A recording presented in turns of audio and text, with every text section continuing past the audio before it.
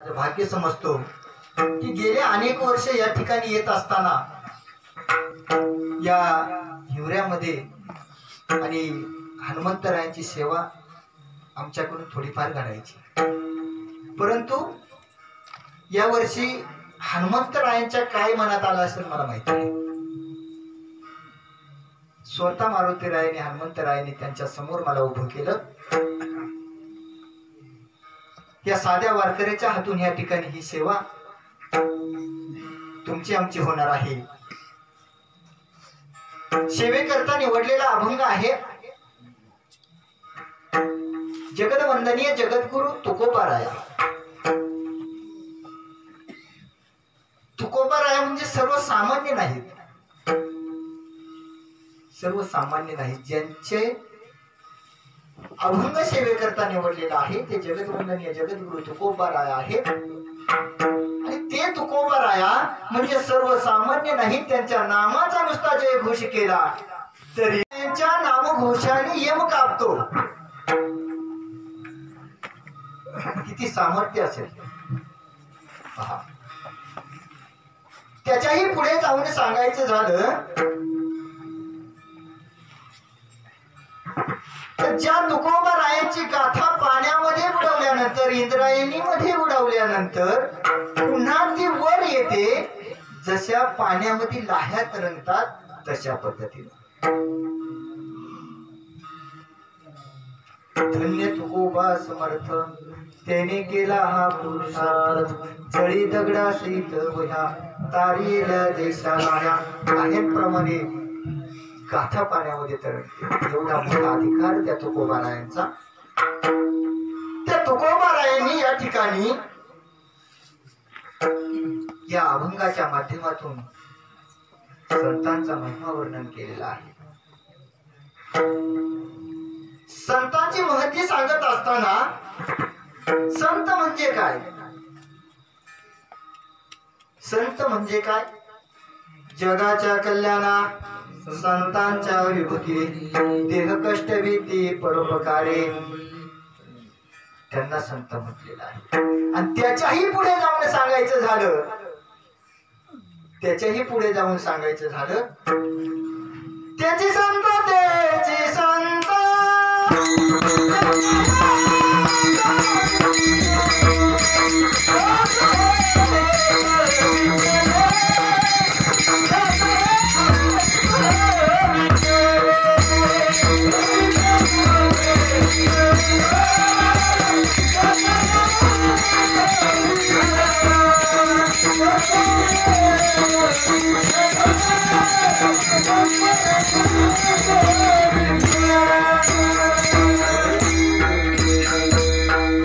त्याची संत तेची संत ज्यांचा हेत विठ्ठल नेनती काही कानाटोना नामस्मरणा वाचने त्यांना संत म्हटलेलं आहे।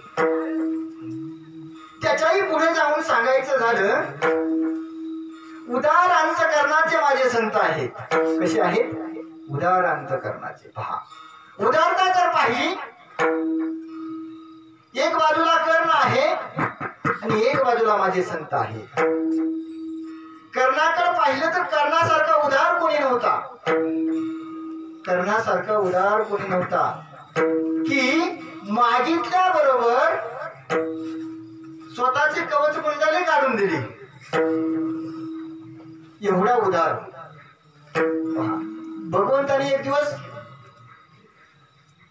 कर्णाची परीक्षा घेण्याचं ठरवलं आणि याचकाचं रूप धारण केलं। आणि याचकाचं रूप, याचक म्हणजे भिकारी, हा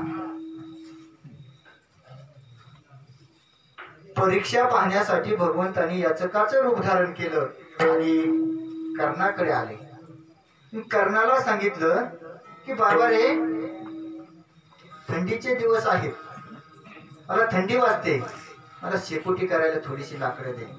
त्यावेळेस कर्णाने स्वतःचा चंदनाचा पलंग भगवंताला दिला, कशाला? शेकोटी करायला। एवढा कर्ण उदार, परंतु त्याच्याही पेक्षा माझे संत उदार आहेत। किती उदार आहेत? किती उदार आहेत। काही प्रमाण असेल त्याला. संत उदार उदार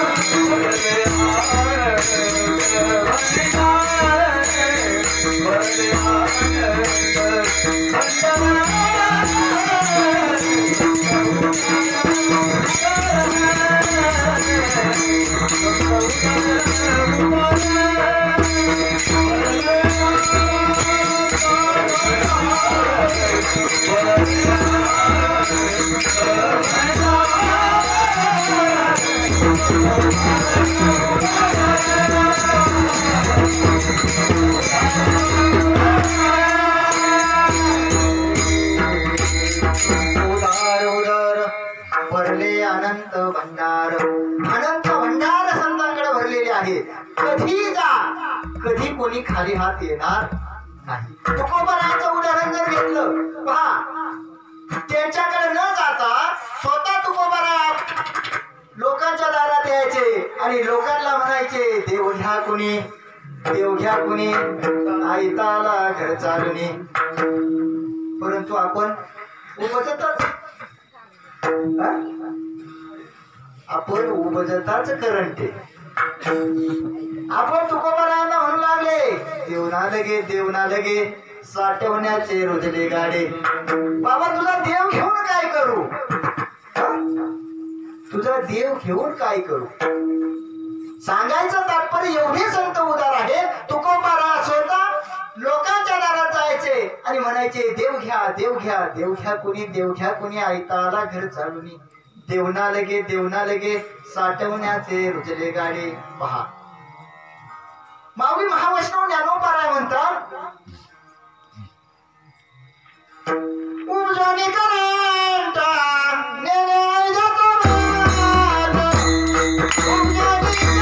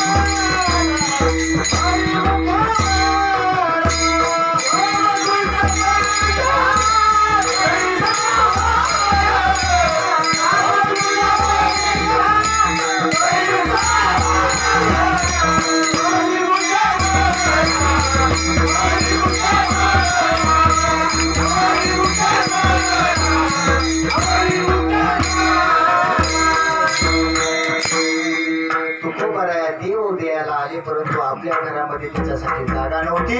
माऊली महावैष्णव ज्ञानोबाराय म्हणतात उपजाताच करंटा नेण्या देत वाटा रामकृष्ण पैठा कैसा होय.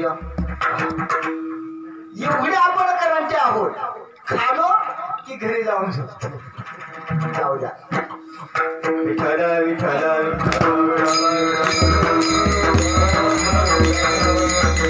सांगायचं तात्पर्य की ही त्या तेव्हापासून आलेली परंपरा आहे. ज्या वेळेस तुकोबाराय आलते आपल्या दारात ना, तेव्हापासूनची परंपरा. नाही म्हणायची नको बाबा झोपतो आता लय टाइम झाला.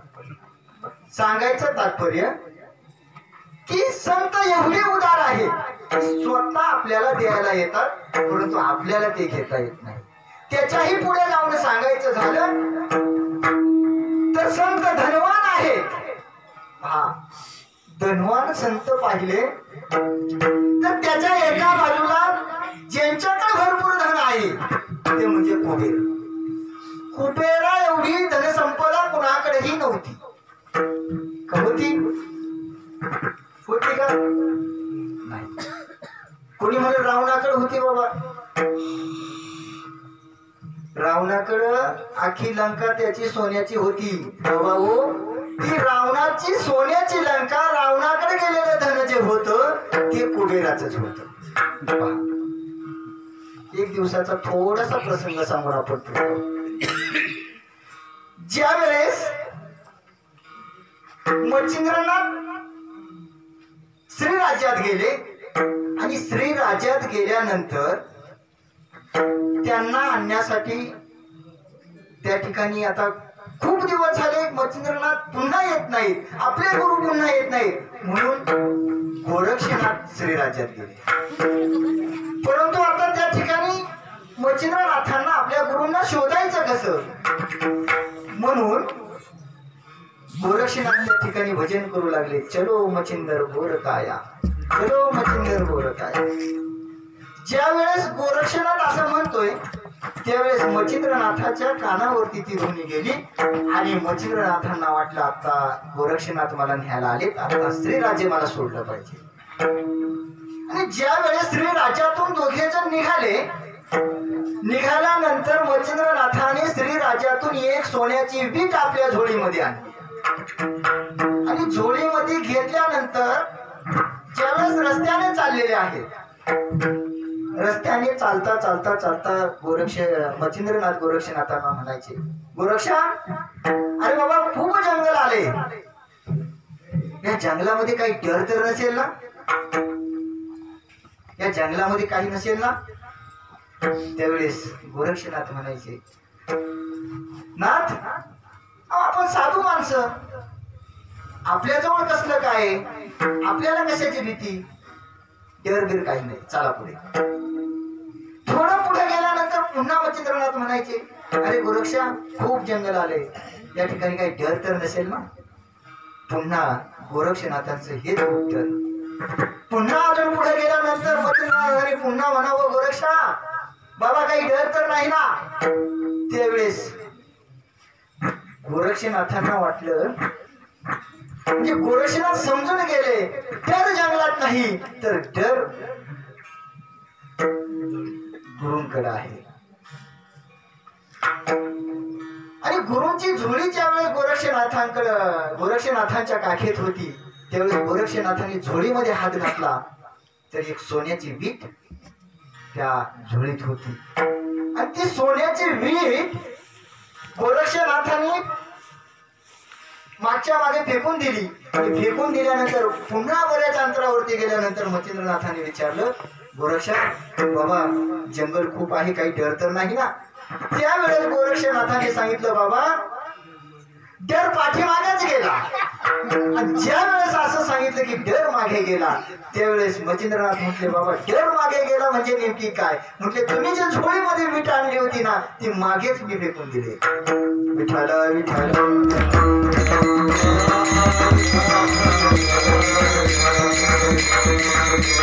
त्यावेळेस मच्छिंद्रनाथांना थोडा क्रोध झाला, राग आला. म्हणजे बाबा ती वीट मी आणली होती, ती वीट आपल्या राज्यामध्ये न्यायची होती आणि आपल्या राज्यामध्ये ते सोनं जे होतं ते सोनं सर्व राजांना थोडं थोडं वाटून द्यायचं होतं. म्हणजे गोरक्षनाथांनी ज्यावेळेस विचारलं, तो डर तुम्ही आणला होता, तो डर नेमकी काय करणार होते. त्यावेळेस मच्छिंद्रनाथांनी सांगितलं की ते सोनं मी आपल्या राज्यामध्ये थोडं थोडं प्रत्येक राजाला वाटणार होतो. त्यावेळेस ती माझी वीट पाहिजे असा हट्ट ज्यावेळेस मच्छिंद्रनाथांनी धरला त्यावेळेस गोरक्षनाथ पाठीमागे फिरले आणि त्या डोंगरावरती लघुशंका केली. आणि ज्यावेळेस लघुशंका गोरक्षनाथाने त्या डोंगरावरती केली, पूर्णच्या पूर्ण डोंगर सोन्याचा झाला. आता त्या सोन्याचं करायचं काय, ते सोनं पूर्ण आपल्या राज्यात वाटले गेलं पाहिजे म्हणून कुबेराला त्या ठिकाणी आमंत्रित केलं. देशोदेशीचे राजे आमंत्रित केले. सर्व सोनं त्या ठिकाणी त्या राजांना वाटलं गेलं आणि राहिलेलं सोनं कुबेराला दिलं. आणि कुबेराकडचं 14 भाग सोनं होतं, ते 14 भाग सोनं लंकेच्या रावणाला दिलं आणि तेव्हा ती सोन्याची झाली. मग कुबेराकडे एवढं धन होतं, कुबेराने ते वाटलं ते त्याच होतं, त्याच्या स्वाधीन केलं होतं. एवढा मोठा धनवान होता, परंतु त्याच्याही पेक्षा माझे संत धनवान आहेत. त्याच्याही पेक्षा माझे संत धनवान आहेत. आहेत ना बाबा? आहेत का कोकणे बाबा? नाही आहेत ना? काहीतरी प्रमाण असेल त्याला. जयाची वारी सोन्याचा पिंपळ,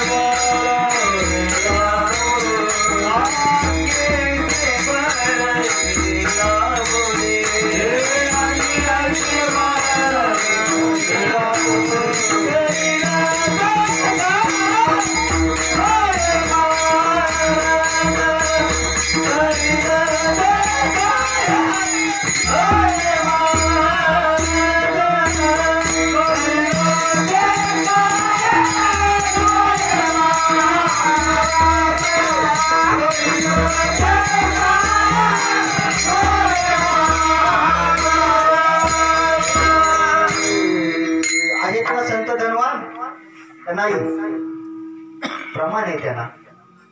जयांचे द्वारी सोन्याचा पिंपळ, आणि आईशे बळ रेडा बोले, करील ते काय नोहे महाराज. काय करतील सांगता येणार नाही. पहा, माऊली महावैष्णव ज्ञानोबरायांच्या दारातला पिंपळ सोन्याचा आहे. आहे ना? कधी पाहिला तुम्ही? लोकांनी तोडून आणलं असतं ते झाड सगळं. विठ्ठल विठ्ठल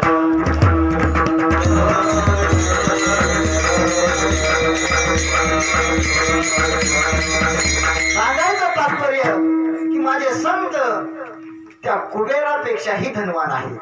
त्याच्याही पुढे जाऊन सांगायचं झालं तर सूर्यापेक्षा तेजस्वी माझे संत आहेत आणि चंद्रापेक्षाही शीतळ आहे. चंद्रमे जे लांछन, मार्तंड जे तापहीन, ते सर्वाई सदा सज्जन सोयरे होतो. चंद्रापेक्षाही शीतळ आहे आणि सूर्यापेक्षाही तेजस्वी आहे. त्याच्याही पुढे जाऊन सांगायचं झालं तर गंगेपेक्षाही माझे संत पवित्र आहेत. गंगेपेक्षाही संत पवित्र आहेत. पहा किती पवित्र आहेत. गंगेपेक्षाही आपण काशीला सरपंचना आम्ही जातो काशीला कधी कधी. गंगेमध्ये आंघोळ करतो. गंगेमध्ये आंघोळ केल्यानंतर सर्व पाप धुवून जातात. बरोबर ना? सर्व पाप धुवून जातात. नुसतं वाचेने गंगा गंगा म्हटलं तरी सुद्धा वाचे म्हणता गंगा गंगा सकळ दोष जाती भंगा.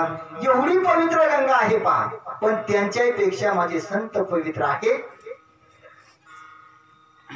मग अशा संतांचा महिमा, अशा संतांचं वर्णन या ठिकाणी तुकोबाराया करतात की संतांच्या पावलानं रजधूळ आलेले आहे. संत पाऊले साजिरी गंगा आली आम्हावरी, गंगेच्या स्वरूपात आलेली आहे. आणि त्या पावलांची रजधूळ ज्या ठिकाणी पडलेली आहे त्यामध्ये तुकोबाराया म्हणतात जेथे पडे रजधुळी तेथे करावी अंघोळी. पहा की तुकोबाराया म्हणतात संत पाऊले साजिरी गंगा आली आम्हावरी. मग नेमकी संतांच्या पावलाची गंगा कशाच्या माध्यमातून तुम्हा आम्हापर्यंत आलेली असेल? संत पावलाची गंगा जी आहे ती गंगा ज्ञान गंगेच्या माध्यमातून तुम्हा आम्हापर्यंत आली. मग त्या गंगेचा उगम जर पाहिला, ज्यांच्या दरबारात ही सेवा आहे, ज्यांच्या दरबारात ही सेवा आहे त्या हनुमंतरायांचा अवतार असलेले भगवान भोलेनाथ हनुमंतराय सर्वसामान्य नाहीत, भगवान भोलेनाथांचा अवतार आहे. ध्वज स्तंभावरी वानरू तो मूर्तिमंत शंकरू सारथी शार्दंग धरू अर्जुनेशी. त्याच्याही पुढे जाऊन सांगायचं झालं तर तुकोबारायांचं प्रमाण आहे. तुका म्हणे रुद्रा धन्य अंजनी कुमारा, काय भक्तीच्या त्या वाट्यामध्ये रावा व्यासुभटा. सांगायचं तात्पर्य ज्ञानगंगा जी आहे ती ज्ञानगंगा संतांच्या माध्यमातून तुम्हा आम्हापर्यंत आली. परंतु तुम्हा आम्हापर्यंत येत असताना त्या गंगेचा उगम जर पाहिला तर त्या गंगेचा उगम भगवान भोलेनाथांपाशी आहे. कुठे आहे? भगवान भोलेनाथांपाशी. मग भगवान भोलेनाथांपाशी उगम आहे तर भगवान भोलेनाथांपासून आलेली गंगा जी आहे तुम्हा आम्हापर्यंत आली. मग भगवान भोलेनाथ देव आहेत की संत आहेत? निवृत्ती संत हा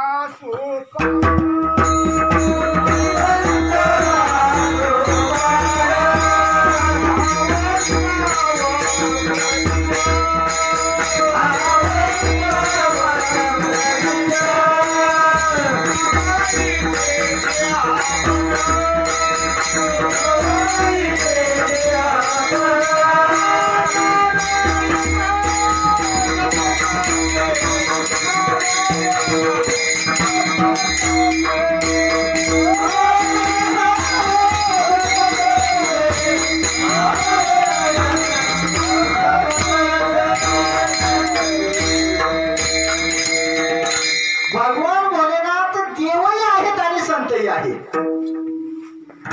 भगवान भोलेनाथ देवही आहेत आणि संतही आहेत.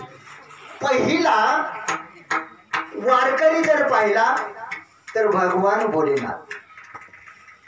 वारकरी म्हणजे संत झाला ना.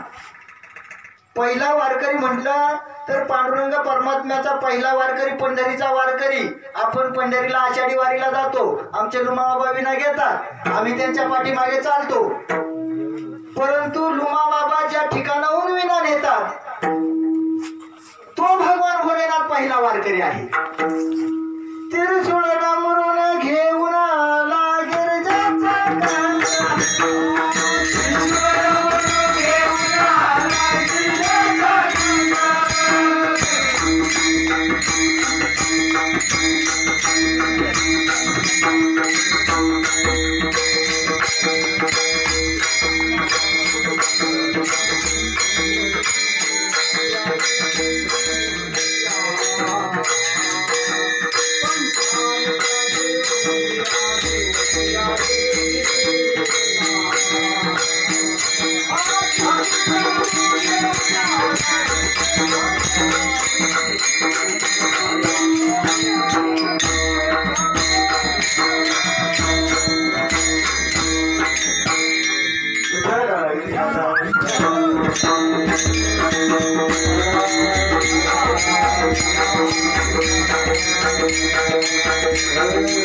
संत साधुनी अवघे झाले ती गोळा.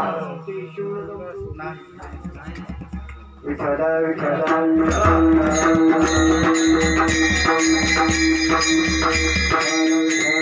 तिरसुळ डांबरू घेऊन आला गिरजेचा कांत. मला वाटतं सगळे वारकरी काकड्याला थांबत नाही. पहिला वारकरी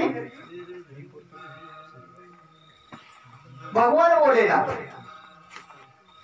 त्या भगवान भोलेनाथांपासून ज्ञानगंगेचा उगम झालेला आहे. सांगायचं तात्पर्य की जी गंगा उगम पावली, जाऊ दे आता ते सकाळ काकड्याला बसले का मग तिथं बरोबर येत.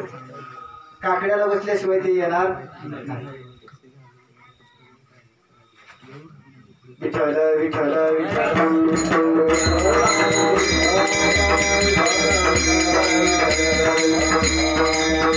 मी तर काय आता तुम्हाला सांगणार.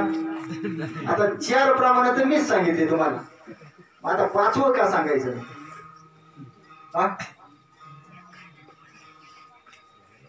ज्या भगवान भोलेनाथांपासून गंगेचा उगम झालेला आहे ती ज्ञानगंगा भगवान भोलेनाथांपाशी उगम पावली. ती संतांच्या माध्यमातून पहा तुम्हा आम्हापर्यंत आलेली आहे. मग ही ज्ञानगंगा ज्या वेळेस आपल्यापर्यंत आली त्याचा उगम भगवान भोलेनाथ आहे. मग भगवान भोलेनाथांपाशी उगम पावलेली गंगा कशा माध्यमातून आपल्यापर्यंत आली असेल, कशी आली असेल? त्याचा उगम भगवान भोलेनाथ आहे. पहा, एक दिवसाचा प्रसंग आहे. भगवान भोलेनाथ ध्यानस्थ आहे. ध्यानस्थ अवस्थेमध्ये असताना भगवान भोलेनाथ ध्यानस्थ अवस्थेतून जागृत अवस्थेत आले आणि जागृत अवस्थेत आल्यानंतर भगवान विष्णूचं नामस्मरण करू लागले. जय राम श्रीराम जय जय राम, जय राम श्रीराम जय राम जय जय राम, जय राम जय राम जय राम, जय राम जय राम जय राम, जय राम जय राम जय राम,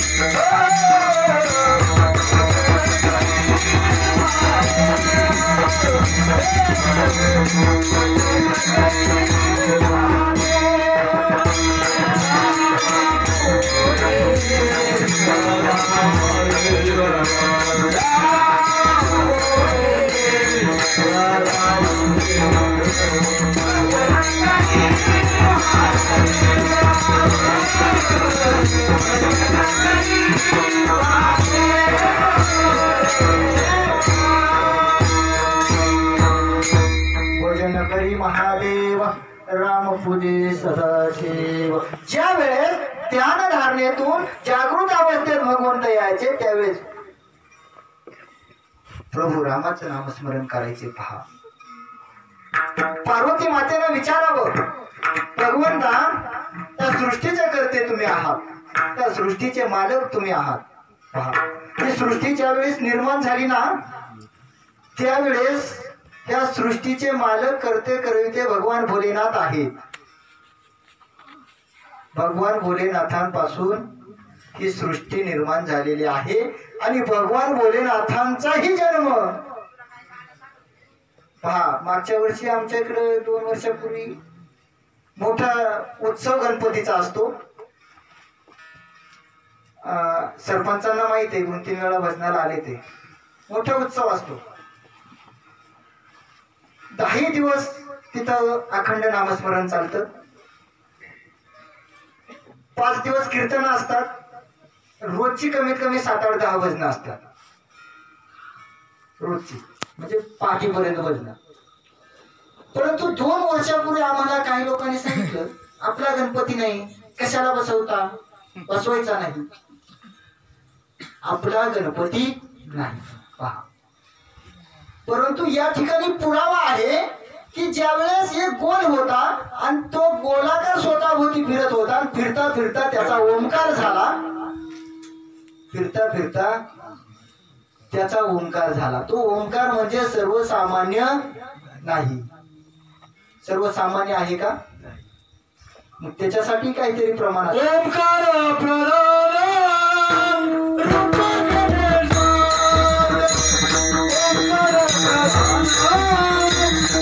Oh,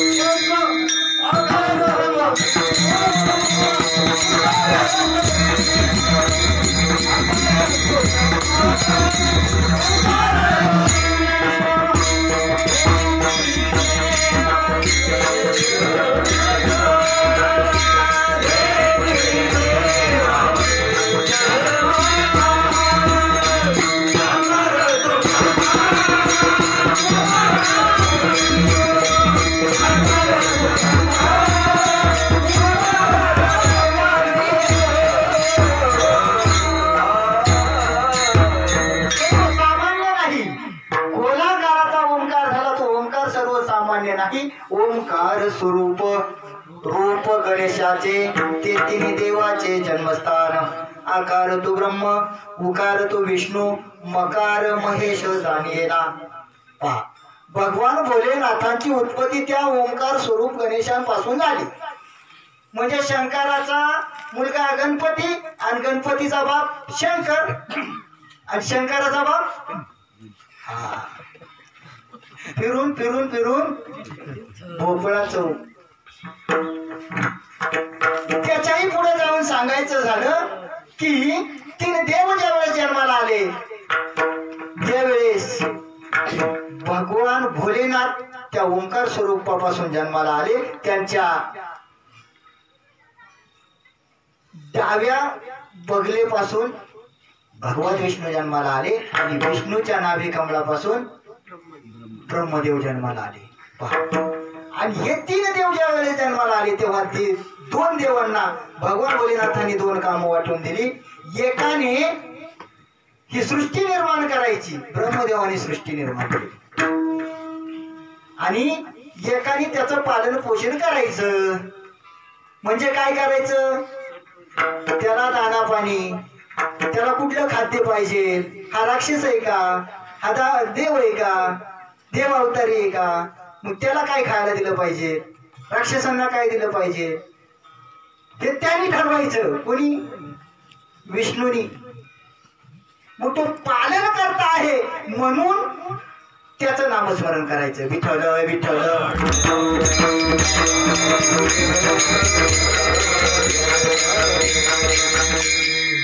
व्यावहारिक दृष्ट्या जर पाहिलं, आई आपल्याला 9 महिने आणि 9 दिवस स्वतःच्या उदरात ठेवते.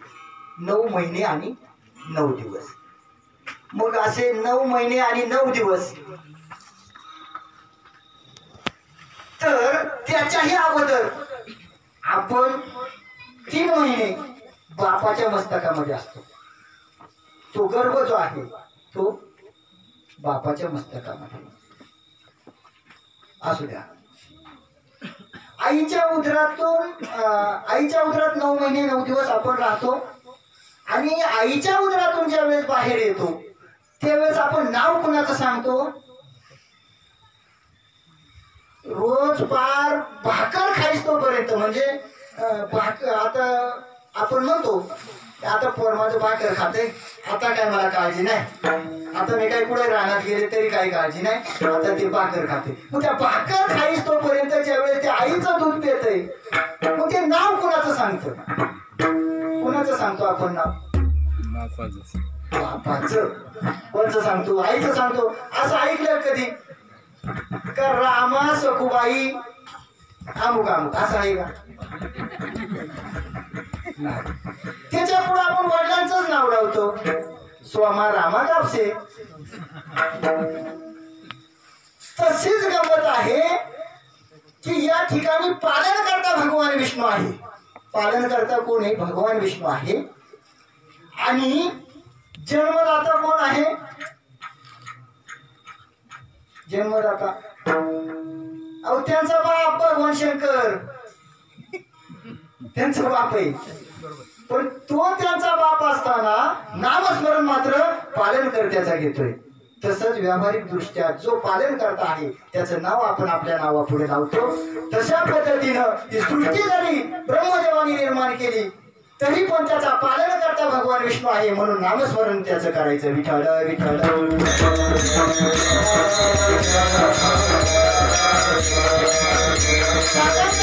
ध्यानस्थ अवस्थेतून जागृत अवस्थेत आल्यानंतर भगवान भोलेनाथ त्या प्रभू रामाचं नामस्मरण करायचे. जय राम श्रीराम जय जय राम, भजे न करी महादेव, राम पूजी सदाशिव. आणि अशी अवस्था असताना पार्वती मातेने त्यांना विचारावं, भगवंता त्या सृष्टीचे करते तुम्ही आहात, त्या सृष्टीचे मालक तुम्ही आहात, मग हे नाम कुणाचं घेता. त्यावेळेस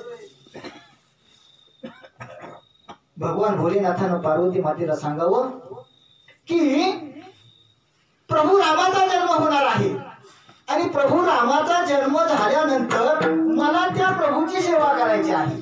पहा, देवाने सांगावं, या सृष्टीच्या कर्त्याने सांगावं की मला मी ज्यांचं नाम घेतोय ना त्या प्रभूंचा जन्म होणार आहे आणि त्यांची सेवा मला करायची आहे. म्हणून ती सेवा करण्यासाठी, ती सेवा करत असताना मला त्यांचा नामाचा विसर होऊ नये म्हणून आतापासूनच ही तयारी आहे. पहा,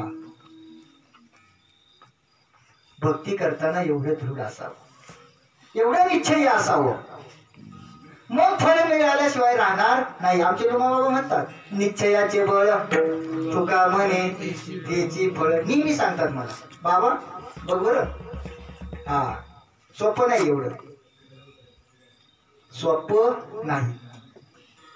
सोपं आहे पण शहाणा पाहिजे. सोपं आहे पण तुका म्हणे सोपे आहे सर्वाहुनी शहाणा तो धनी घेत असेल. ते आमच्या बाबा आम्हाला नेहमी शिकवतात असं वागायचं. तर सांगायचं तात्पर्य भोलेनाथांना पुढे प्रभूची सेवा करता यावी आणि सेवा करत असताना त्यांच्या नामस्मरणात खंडन होऊ नये म्हणून अगोदरच ती तयारी होती की ध्यानस्थ अवस्थेतून जागृत अवस्थेत आल्यानंतर ते प्रभूचं नामस्मरण करायचे. त्यावेळेस पार्वती मातेनं विचारलं, भगवंता ते ठीक आहे पण त्यावेळेस तुम्ही कशाचा अवतार धारण करणार आहात? पार्वती मातेनं भगवंताला पुन्हा प्रश्न केला, तुम्ही त्यावेळेस कशाचा अवतार धारण करणार आहात? त्यावेळेस भगवान भोलेनाथांनी राम सगळ्याची मारुती, राम सगळ्याची मारुती, राम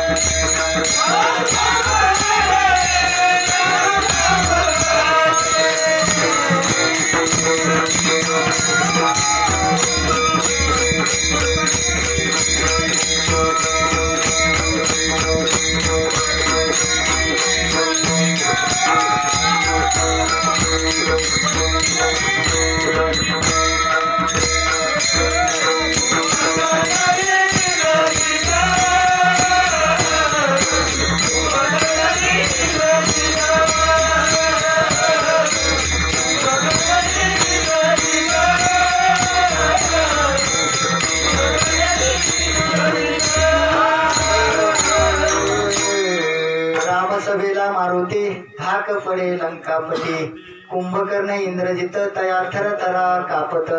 पहा, सांगायचं तात्पर्य या ठिकाणी की ज्यावेळेस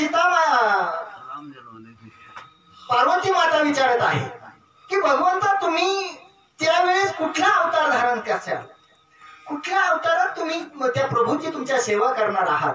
त्यावेळेस मात्र भगवंताने सांगितलं की मी कपिकुळामध्ये अवताराला येणार आहे. मग कपिकुळ म्हणजे इद्रूप असा प्राणी, इद्रूप असा प्राणी की ज्याला एक शेपटी आहे, अंगावरती केस आहे, तोंड जर पाहिले तर कुणीच त्याच्याकडे व्यवस्थित पाहणार नाही, वाहवा करणार नाही, वा वा वा वा काय सुंदर दिसतो म्हणणार आहेत का? नाही म्हणणार. मग ही योनी ज्यावेळेस भगवंताने योजली की या योनीमध्ये गेल्यानंतर मी माझ्या प्रभूचं भजन करेन. पुन्हा पार्वती मातेने विचारलं, भगवंता ओ वानर योनी आहे ती, कपी योनी आहे, तुमच्याकडे साधं कोणी डोकं सुद्धा पाहणार नाही. त्यावेळेस भगवंताने सांगितलं म्हणूनच तर मी ही योनी योजली आहे. आता समजा जर का आपल्याला साक्षात्कार झाला, हनुमंतरायाने विचारलं तुम्हाला पुढच्या जन्माला काय व्हायचंय, कसा तुम्हाला घडू, आपण काय सांगू?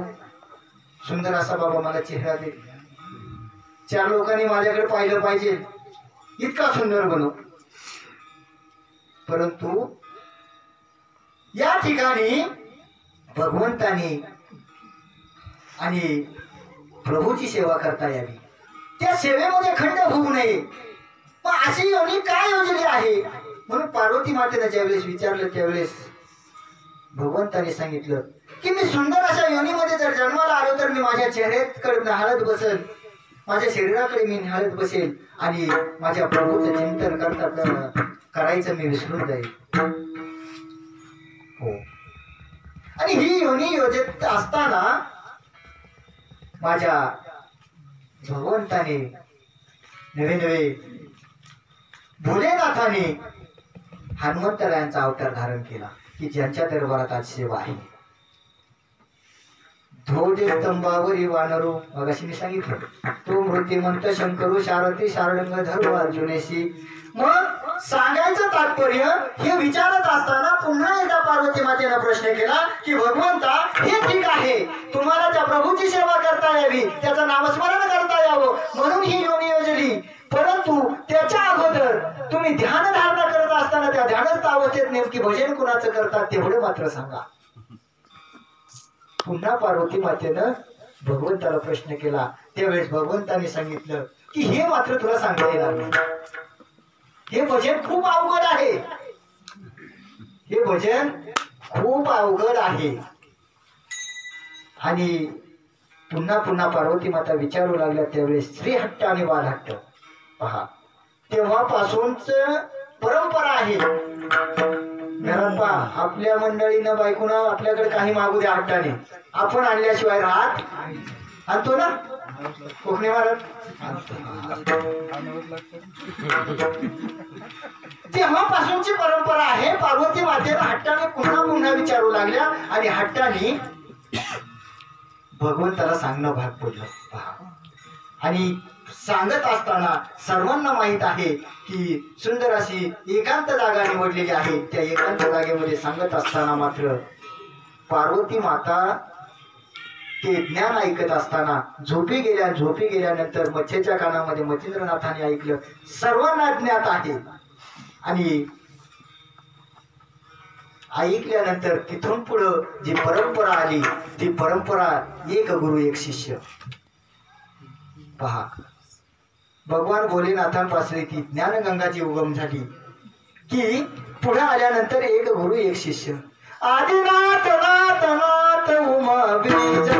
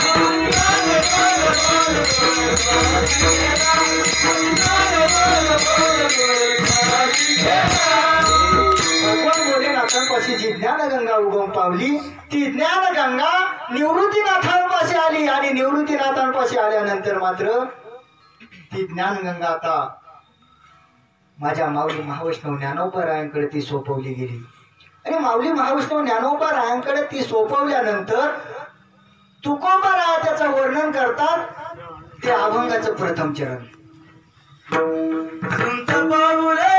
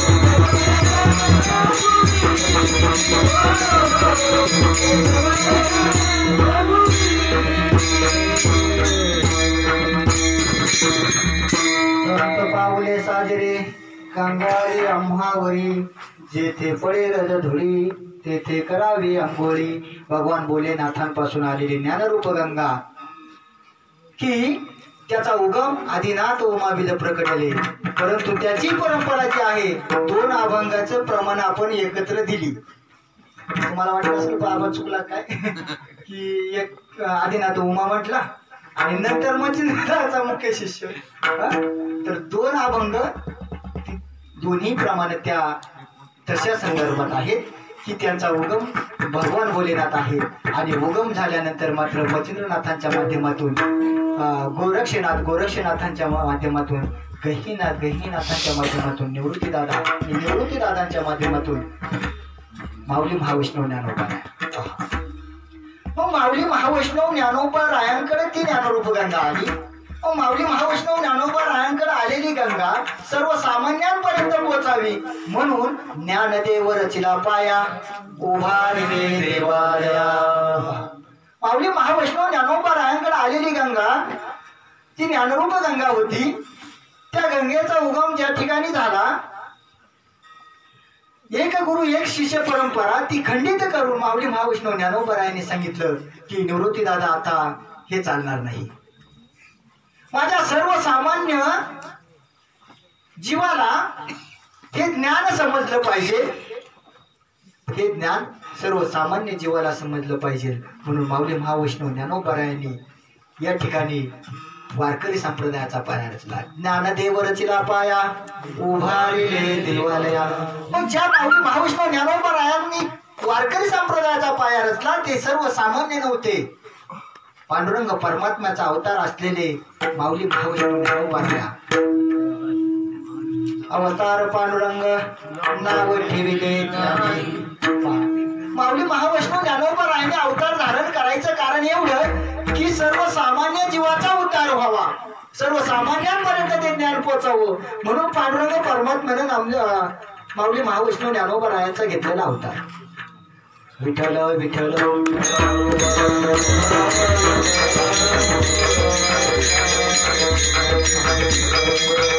शॉर्टकट सांगून जातो की माऊली महावैष्णव ज्ञानोबरायांचा अवतार पांडुरंग परमात्म्याचा कसा. एक दिवसाचा प्रसंग पांडुरंग परमात्म्याने नामदेव महाराजांना विचारावं की नामदेव महाराजांना हाक मारावं की नामदेवा अरे भक्ताचं रक्षण करता करता मी आता थकून गेलोय मला विश्रांतीची गरज आहे. त्यावेळेस नामदेव महाराजांनी पांडुरंग परमात्म्याला सांगावं की भगवंता तुम्हाला जर विश्रांती घ्यायचीच आहे ना ती जागा म्हणजे एकमेव ठिकाण आळंदी क्षेत्र. काय म्हणावं नामदेव महाराजांनी. नामदेव महाराज काय म्हटले असतील पांडुरंग परमात्मा म्हणे देवा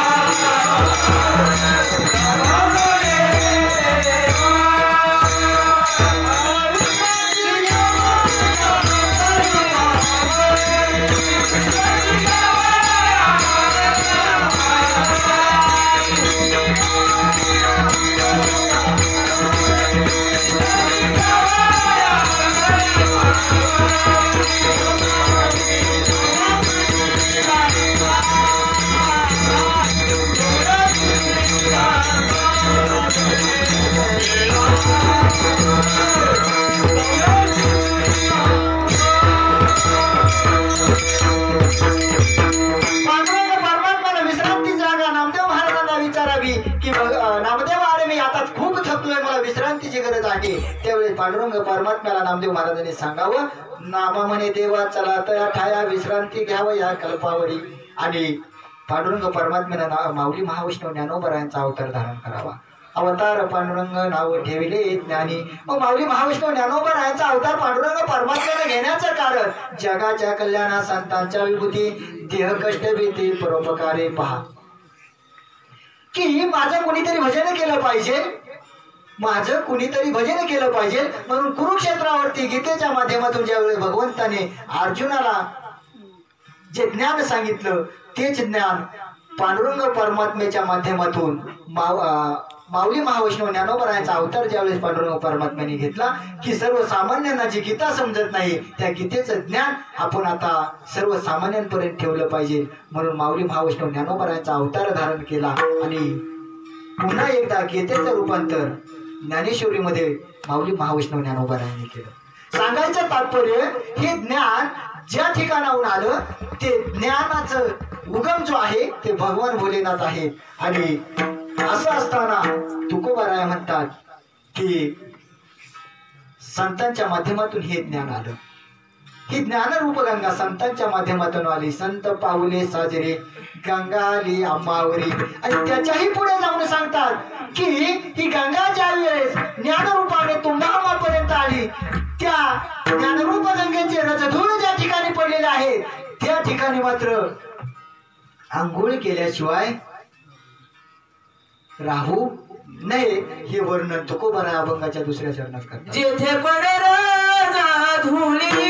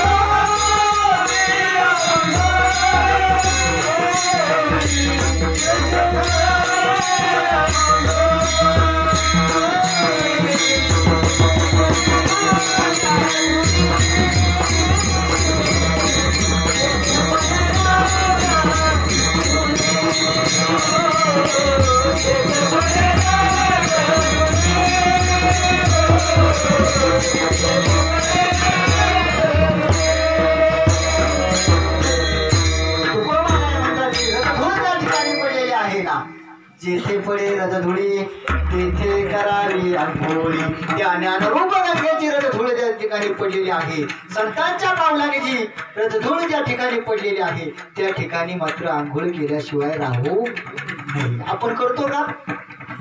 हा?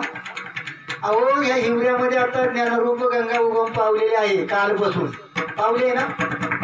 आपण आंघोळीला कुठं? मोरीत. मोरीतच ना.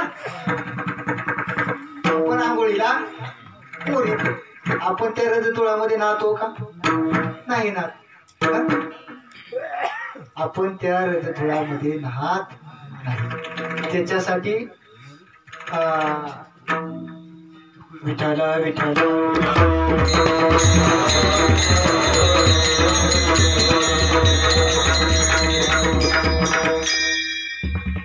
विठाला विठाला त्याच्यासाठी मगाशी मी एक प्रमाण दिलं, उजवणी करंटा नेणे ऐकत वाटा. एक दिवस मला भीमाशंकरला गेलो. बाबा म्हटले बारमाळ इकडे. म्हटलं काय बाबा? गणेशनाथ बाबांकडे आमची वारी असते. बाबा त्र्यंबकून भीमाशंकरला आल्यानंतर आम्ही जातोच. आणि बाबांनी मला बोलवलं, बारमाळ इकडे. म्हटलं काय बाबा? मला सांग, तुला हरिपाठ येतोय? म्हटलं येतोय बाबा. येतोय. सांग ते की जर माऊली महावैष्णव ज्ञानोबराय म्हणतात उजवणी करंटा नेणे आहे तो वाटा रामकृष्ण पैठा कैसा. म्हटलं बाबा उजवणी करंटा म्हणजे जन्मापासूनच असं, जन्मापासूनच बा त्याला काही त्याचा गंधच नसत भजनाचा, तो उपजाताच बा. हा म्हटले ते तर आहेच, तू म्हणतोय ते बरोबर आहे, परंतु ज्या ठिकाणी भजन चाललंय आणि त्या भजनाच्या शेजारून जर आपण गेलो तर त्याच्याही मोठा उपजाता करंट आहे, त्याच्याही पेक्षा मोठा करंट आहे. ती भजन चाललंय तरी रोडना घरी गेला, हनुमंताच्या मंदिरात सप्ताह बसलाय तरी कीर्तन टाकून घरी गेला. त्याला बाबांनी मला त्याचा अर्थ असा सांगितला, ते मगाशी मला ते आठवलं की जेवली लोक आणि सगळी घरी पाहिली. विठाला विठाला विठाला सांगायचं तात्पर्य की या ठिकाणी कालपासून संतांच्या माध्यमातून ज्ञानरूप गंगा उगम पावलेली आहे. त्या गंगेचं संतांच्या पावलाने रजधूळ या ठिकाणी पडले, त्यामध्ये आपण आंघोळ करायची टाकून आपण मोरीत आंघोळ करतो. त्याच्या पेक्षा जास्त करंट आपण नाही असं. तर तुकोबाराय म्हणतात की ज्ञानरूप गंगा ज्यावेळी संतांच्या माध्यमातून आली त्यामध्ये आपण आंघोळ केली पाहिजे. हेही बरोबर आहे की आपण त्याच्यामध्ये आंघोळ केली पाहिजे. आणि त्याच्या पुढे तुकोबाराय सांगतात की संत जे आहेत, संत ती ज्ञानरूप गंगा ज्या संतांच्या माध्यमातून आले ते सर्वसामान्य नाही. सेतुबंध आहे, वाराणसी आहे, ही सर्व तीर्थ जी आहेत ना ती तीर्थ त्या संतांच्या पायापाशी आहेत. अभंगाचे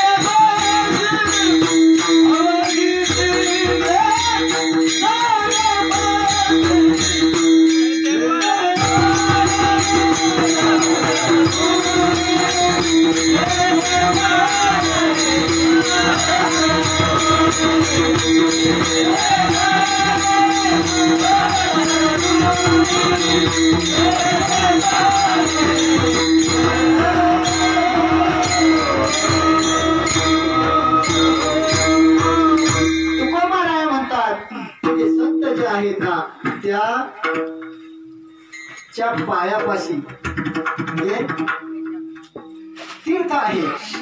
सेतुबंध वाराणसी अवघी तीर्थे दयापाशी. कुणापाशी? संतांपाशी ती सर्व तीर्थ आहेत. पहा मगाशी मी सुरुवातीलाच सांगून गेलो की संत पवित्र आहेत. संत पवित्र आहेत. किती पवित्र आहेत तर गंगेपेक्षाही संत पवित्र आहेत. गंगेपेक्षाही संत पवित्र आहेत. ती पवित्रता आपण 5 मिनिटात पाहून कार्यक्रम सोडणार आहोत. त्याच्या अगोदर मोठ्या प्रमाणात पांडुरंग खाली ठेवा.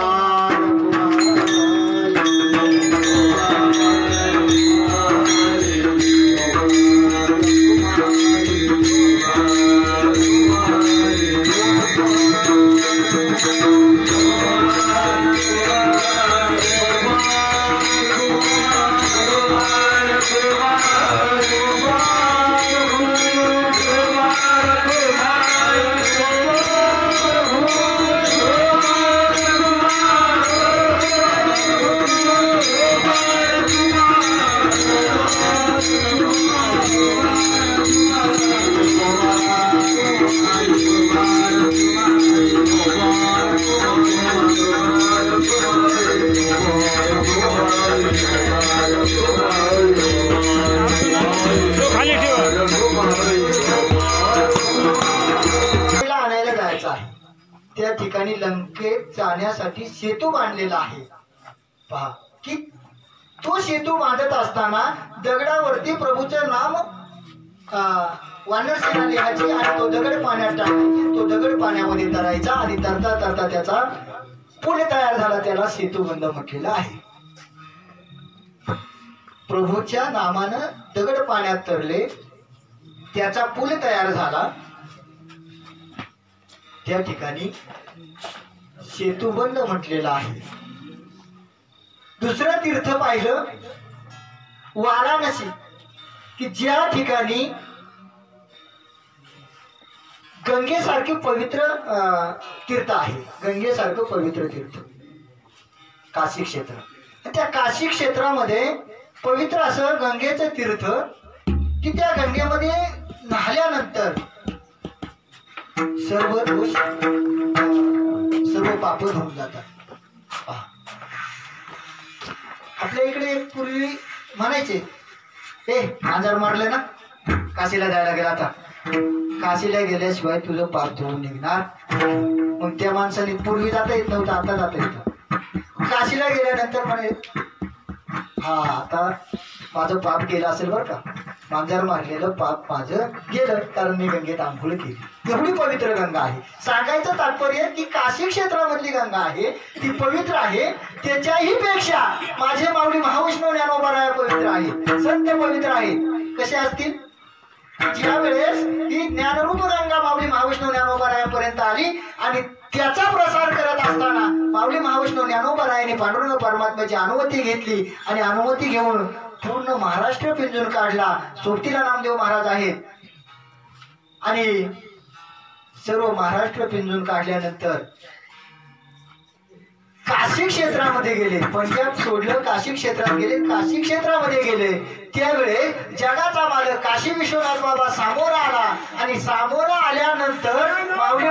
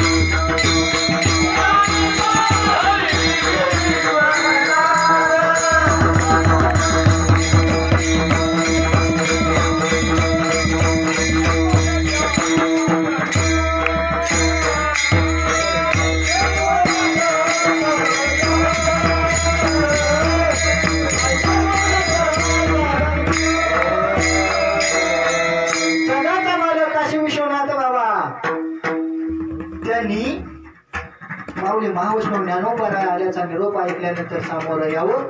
ज्ञानोबाचा हात प्रेमेदरी विश्वनाथ ऐसे बोलत चालत दोघे आले गंगेत. पहा, दोघे जण गंगेत मध्ये आल्यानंतर मात्र त्या ठिकाणी चमत्कार झाला की माऊली महावैष्णव ज्ञानोबा त्या ठिकाणी आल्यानंतर गंगामाईनं माऊली महावैष्णव ज्ञानोबा पायाला मिठी मारावी.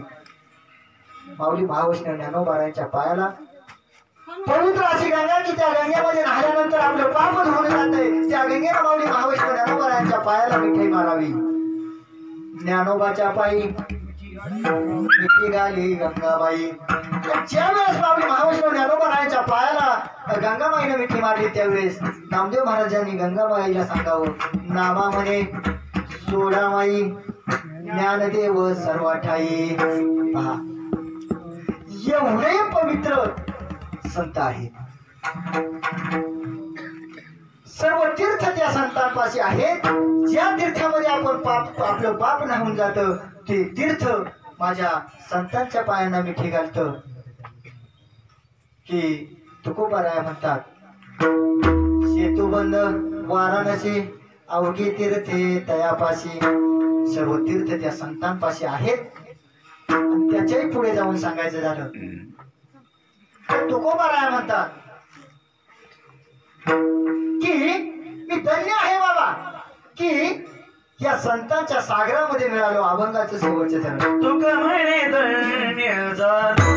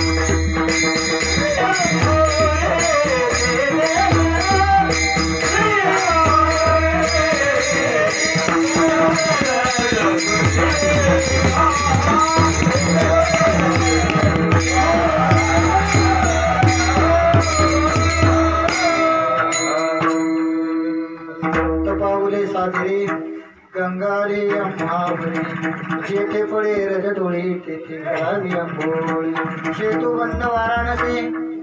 बंद वाराणसी अवघे तीर्थे तयापासी जेथे पडे रजडोळी तेथे करावी अंबोळी तुका म्हणे धन्य झालो संत झालो जेथे पडे रजडोळी तेथे करावी अंबोळी. गेले अनेक वर्ष चालत आलेला अखंड हरिनाम सप्ताह त्या सप्ताह निमित्तानं या ठिकाणी हिवरे ग्रामस्थांच्या वतीनं माझ्या सर्वसामान्य साध्या वारकऱ्याकडे आलेली ही सेवा आणि माझं भाग्य समजतो. त्या निमित्तानं या ठिकाणी अनेक नामवंत गायक आहेत. त्यामध्ये आमचे गुरुबंधू कोकणी महाराज असतील, आमचे बाबा माझे बाबा असतील, दांगट महाराज असतील, आमच्या समवेत आलेले दांगट महाराज, त्याचप्रमाणे भोजनाचार्य मुंडे महाराज, सर्वांना या ठिकाणी धन्यवाद देतो ज्यांनी ही सेवा दिली. ते संचालक या ठिकाणी असलेल्या सप्ताह कमिटी, ग्रामस्थ सर्वांना धन्यवाद देऊ. ही सेवा सर्वांच्या चरणी समर्पित करून, हनुमंतरायांच्या चरणी समर्पित करून, माझ्या माता पित्याच्या चरणी समर्पित करून पूर्ण ज्ञानेश्वर